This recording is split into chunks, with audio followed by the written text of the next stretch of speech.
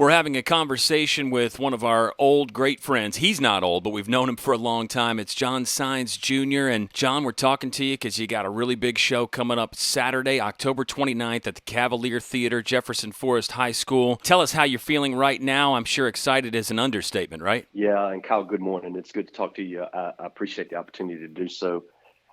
Very exciting. I've been off the concert stage for a long time, and I've been focused on the work that God has called me to do in my own little part of the world.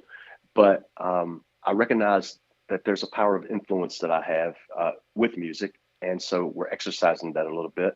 We've sold about 250 tickets so far, and so very excited about that. So band and I have been working since the 1st of September to prepare the song list and cover a wide range of music. So it's going to be really good. I got about an 8-piece band. It's going to be great.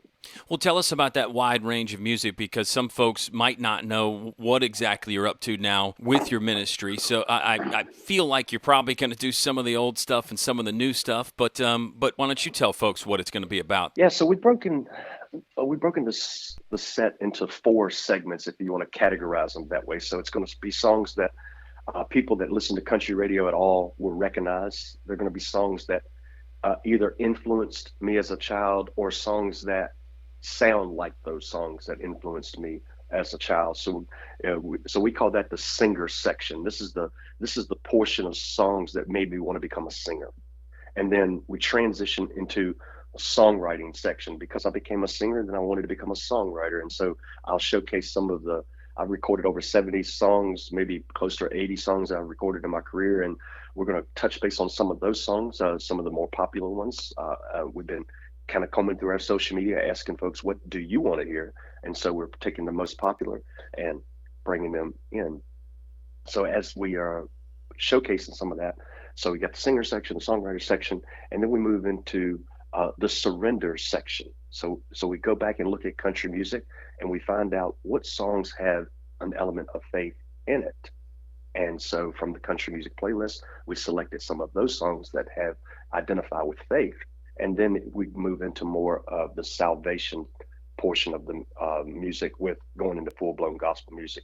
So we take the listener on this journey of how I got started and how I ended up to where I was at. Chatting with John Saenz Jr. He's got a concert coming up Saturday, October the 29th at the Cavalier Theatre. We'll talk about where to get tickets in just a bit, John, but I want to touch on some of the music. I think we've got to mention your great song, The Black Number 3. I mean, that's one that so many folks remember. Just take us back to the writing of that and where you were at. I guess we were all kind of in that same place there with what happened with Dale Earnhardt. Tell folks a little bit more about that song if they don't know it, and hopefully it's going to get included there Saturday night. Yeah, it'll definitely be included. I can't put on a concert of this magnitude and not play the biggest record of my career, so I have to play it.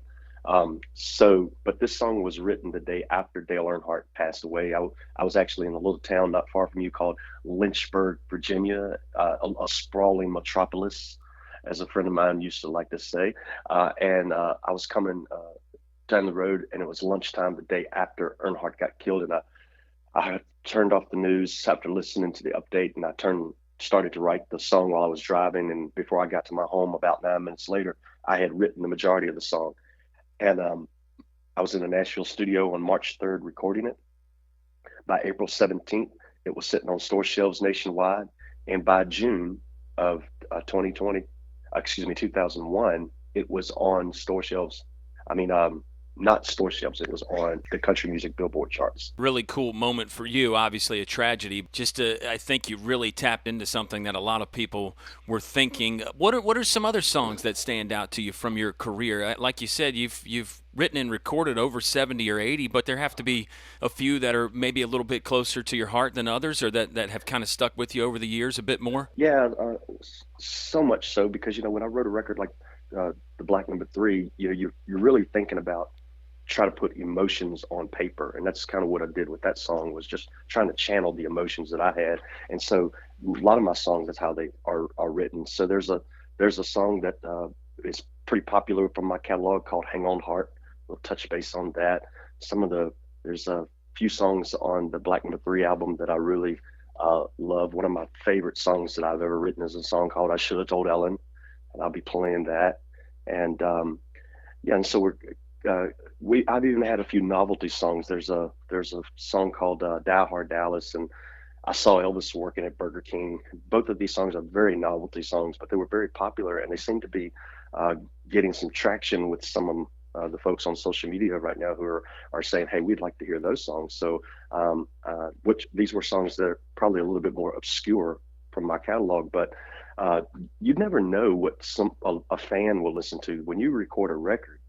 You think the song that's going to be a hit record is going to be one thing, but the fans gravitate and like something else, and you can't always predict what they like. And so some of the songs that they're asking me to play were not songs that I even were on my radar. But because this is about trying to connect with my audience, we're going to try to accommodate as many of them as we can. A conversation with John Saenz Jr. He's at the Cavalier Theatre, Jefferson Forest High School, Saturday, October 29th.